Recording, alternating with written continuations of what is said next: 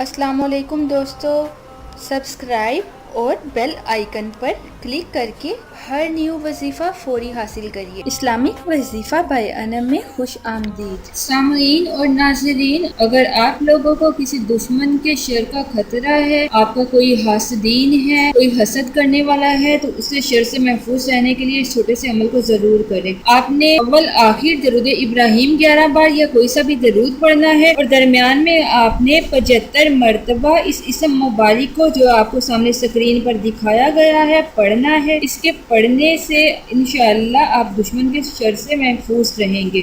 जो शख्स भी 75 मरतबा इस इसम को पढ़ेगा, फिर ख़ास दुश्मन का नाम लेकर मस्जिद में ये दुआ करे कि ए अल्लाह फ़ला दुश्मन के शर से महफूज रख, इंशाअल्लाह वो महफूज रहेगा।